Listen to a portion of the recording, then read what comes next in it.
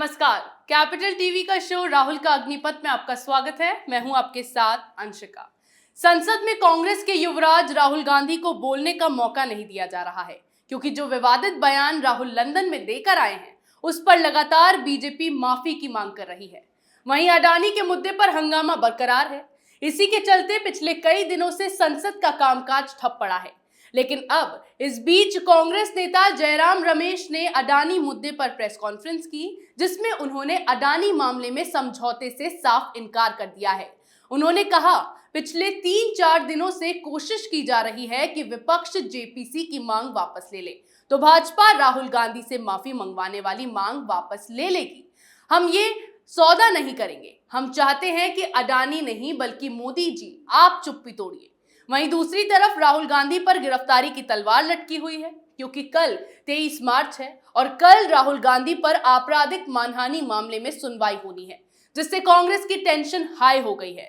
इन तमाम मुद्दों पर चर्चा के लिए मेरे साथ स्टूडियो में मौजूद है कैपिटल टीवी के एग्जीक्यूटिव एडिटर राजीव जी। राजीव जी, बहुत बहुत स्वागत है। धन्यवाद। राजीव जी, जयराम रमेश ने आज प्रेस कॉन्फ्रेंस की है। उनके प्रेस कॉन्फ्रेंस में जो बयान दिया है उसके क्या मायने हैं? देखिए, जयराम रमेश ने एक तरह से कांग्रेस के उन नेताओं की आवाज बन के बात की है जो चाहते हैं कि राहुल गांधी को दरकिनार कर दिया जाए, क्योंकि कांग्रेस के अंदर हालांकि ऐसे बहुत कम नेता हैं जो अपने दम पर कांग्रेस में राजनीति करते हैं, लेकिन अभी भी कुछ बचे हुए हैं। सारे के सारे जो ऊपर के स्तर के नेता हैं वो जानते हैं कि वो सोनिया गांधी और राहुल गांधी की चापलूसी करके ही कांग्रेस में रह सकते हैं, चुनाव जीत सकते हैं या राज्यसभा के रास्ते कांग्रेस की राजनीति में जिंदा रह सकते हैं। लेकिन जो नेता अभी भी कांग्रेस में हैं, जिनको लगता है कि कांग्रेस को फिर से मजबूत बनाने के लिए राहुल गांधी जैसे लोगों को दरकिनार करना चाहिए। वो लोग चाहते हैं कि राहुल गांधी जिस तरीके से हर बार बेवकूफ़ी कर बैठते हैं, कांग्रेस को विवाद में उलझा देते हैं, उससे पार्टी का नुकसान हो रहा है। और जब तक राहुल गांधी कांग्रेस में बरकरार रहेंगे, इनको सबक नहीं सिखाए जाएंगे, तब तक कांग्रेस का कुछ भी नहीं हो सकता। अब लगभग जयराम रमेश ने एक स्मार्ट तरीके से राहुल गांधी को फंसा दिया।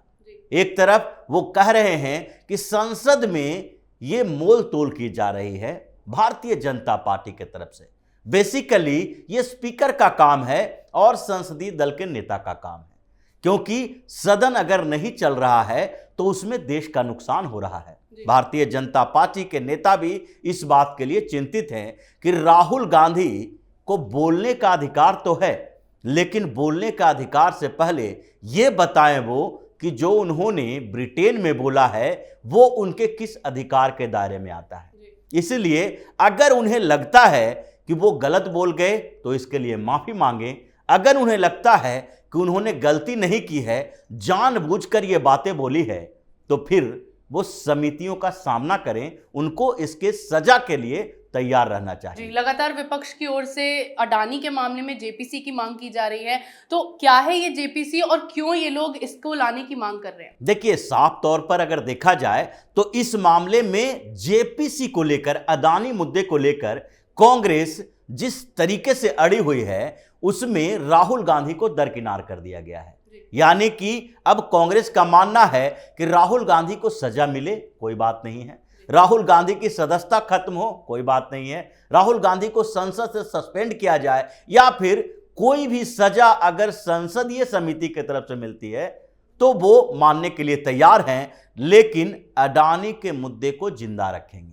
ये लोग ज्वाइंट पार्लियामेंट्री कमेटी की मांग कर रहे हैं, जबकि अडानी के मुद्दे पर ये सुप्रीम कोर्ट भी गए। सुप्रीम कोर्ट ने पैनल भी बना दिया है, जबकि सरकार ने सुप्रीम कोर्ट को कहा था कि एक्सपर्ट कमेटी के जो लोग होंगे, इस पैनल में जो शामिल होंगे, उसके लिए अगर विपक्ष को साथ में रखा जाना है तो किसी भी एक्सपर्ट को इसमें रखा जा सकता है, लेकिन इसकी सेक्रेसी मेंटेन होनी चाहिए। जी, तो राजीव जी, क्या इस मामले में जो ये अडानी का मुद्दा इतने हंगामे के साथ ये लोग उठा रहे हैं, इस मामले में राहुल गांधी पर जो कल होने वाली आपराधिक मानहानि में सुनवाई है, क्या उसको भी इन्होंने दरकिनार कर दिया है? देखिए, आपराधिक मामले में सुनवाई दूसरे मुद्दे पर है और इसमें दूसरा मुद्दा है, लेकिन कांग्रेस चाहती है कि इन सारे मुद्दों को उठाकर एक साथ लोगों को भरमाने की कोशिश की जाए, क्योंकि राहुल गांधी जो ब्रिटेन में बोल चुके हैं और जिस तरीके से देश के खिलाफ कॉन्स्पिरेसी की बात सामने आई है, उससे कांग्रेस बैकफुट पर आ गई।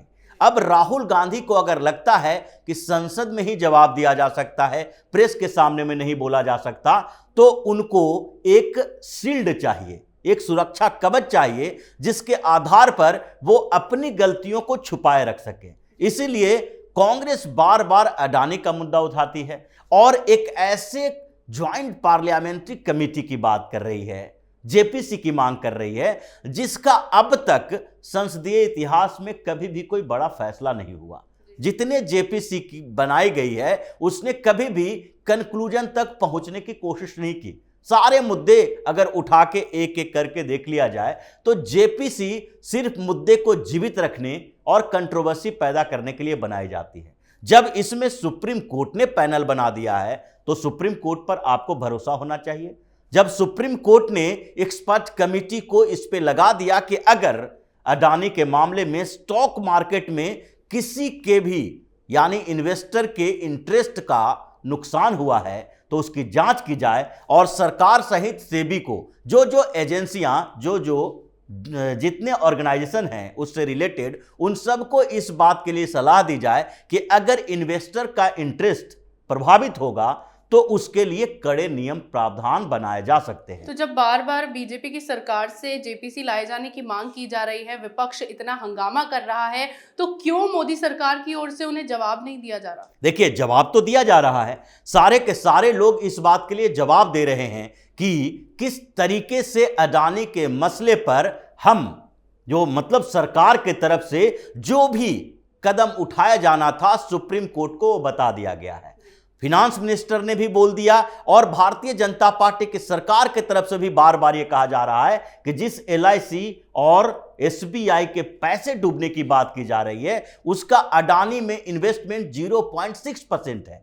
आप पूरी तरह से नहीं कह सकते कि सार्वजनिक कंपनियों का पैसा जो अडानी में लगा हुआ है, अडानी इंटरप्राइजेज में लगा हुआ है, वो सारा का सारा पैसा डूब गया है। अगर हम विदेशी एजेंसी के आरोपों पर हमेशा सरकार एक्टिव रहे तो हर बार कहीं न कहीं विपक्षी दलों की कॉन्स्पिरेसी से भी कहीं न कहीं विदेशी फर्म को, किसी ऑर्गेनाइजेशन को, किसी संस्था को ये रिपोर्ट छापने के लिए तैयार कर लिया जाएगा कि देश में क्या हो रहा है और सरकार उस पर जवाब देती फिरेगी। इसीलिए जो हिंडनबर्ग की रिपोर्ट है, जिसे कई इन्वेस्टर्स फर्म ने पहले ही खारिज कर चुका है, उस पर सरकार एक विदेशी कंपनी के रिपोर्ट पर क्यों जवाब दे? बेसिकली बात यही है। आप सुप्रीम कोर्ट में गए, सुप्रीम कोर्ट ने भी यही कहा कि हिंडनबर्ग रिपोर्ट से मतलब नहीं है। अगर इन्वेस्टर्स का इंटरेस्ट फुलफिल नहीं हुआ है तो उस मामले में हम एक्सपर्ट कमेटी का गठन करते हैं। वो बताएंगे कि स्टॉक मार्केट का मैनिपुलेशन कैसे होता है, उसको कैसे तोड़ा मरोड़ा जाता है, अगर कोई लू फॉल्स है तो उसको ठीक करने की कोशिश की जाए। लेकिन सरकार स्टॉक मार्केट को क्या कर लेगी?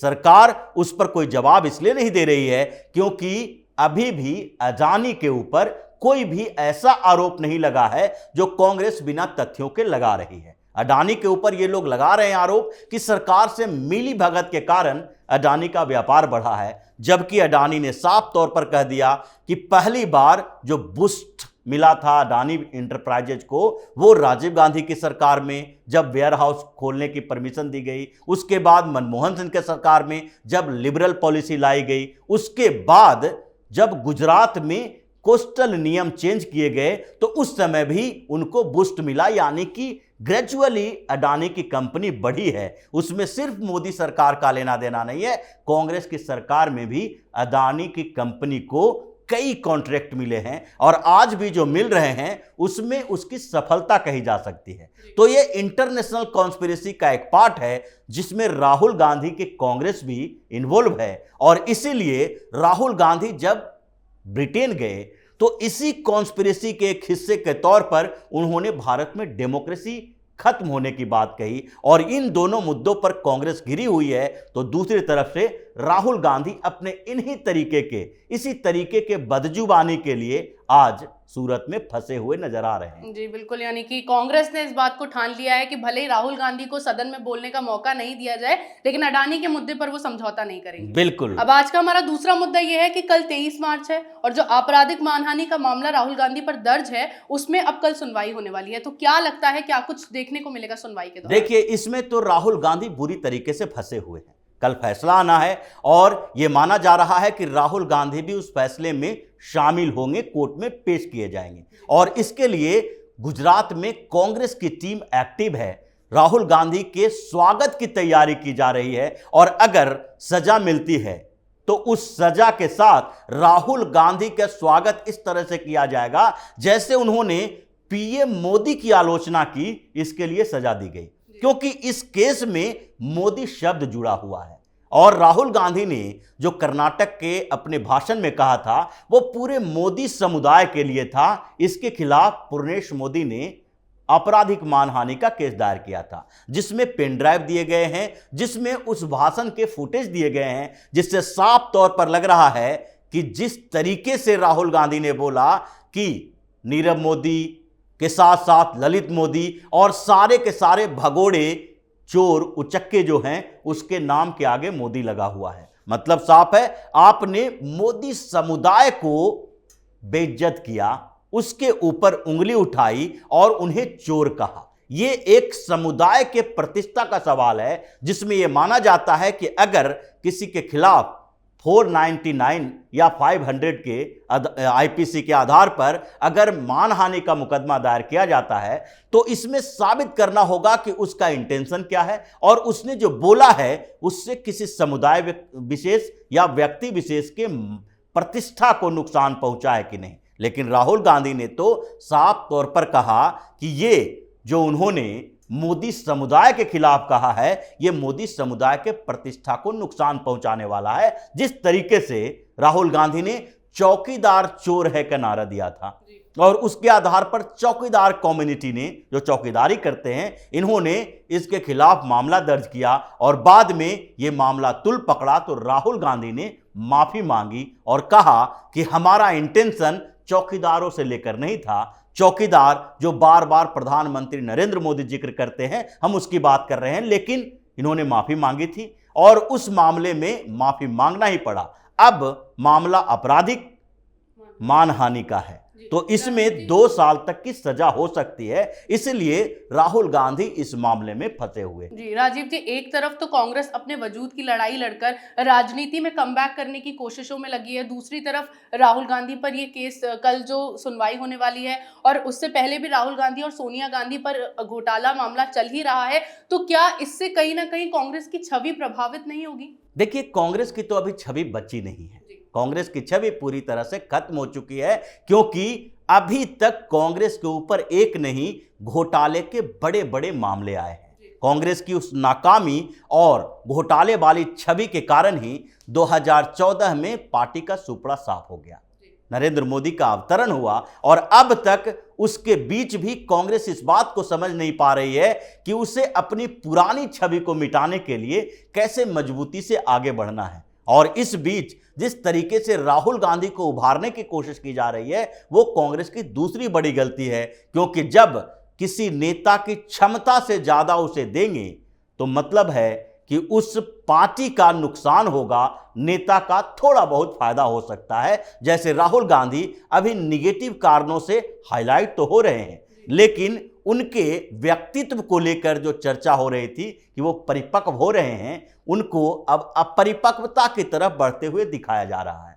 तो लगभग राहुल गांधी का राजनीति इन्हीं 2 मुद्दों पर अभी चल रही है जो 2024 के बाद वो पीछे फिर घिसटते हुए चले जाएंगे। जी, यानी कि कल जो सुनवाई अब राहुल गांधी के मामले में होने वाली है उसमें कहीं ना कहीं उन पर गिरफ्तारी की तलवार लटकी हुई है। बिल्कुल जी, रस्सी जल गई लेकिन बल नहीं गया। राहुल गांधी चौतरफा घिर गए हैं, लेकिन फिर भी अपने बयान के लिए वो माफी नहीं मांग पा रहे और फिर उनकी पार्टी हेकड़ी दिखाते हुए ये कह रही है कि वो अडानी मामले पर समझौता नहीं करेंगे। अडानी का मामला तो बात का है, लेकिन उससे पहले राहुल गांधी की मुसीबत बढ़ने वाली है। क्योंकि कल 23 मार्च को आपराधिक मानहानि मामले में राहुल का फैसला किया जाएगा, जिसमें कांग्रेस के युवराज का जेल जाना तय माना जा रहा है। फिर देखना यह है कि कांग्रेस तब भी राहुल गांधी से माफी मांगने के मुद्दे पर इसी तरह हेकड़ी दिखाती है या फिर पार्टी बैकफुट पर आकर सरेंडर कर देती है। इन तमाम मुद्दों पर चर्चा के लिए आपका बहुत बहुत धन्यवाद। राहुल का अग्निपथ में आज के लिए इतना ही। अगर आपको हमारा ये वीडियो पसंद आया हो तो इसे लाइक करें, शेयर करें, कमेंट करें, साथ ही हमारे चैनल को सब्सक्राइब करना ना भूलें।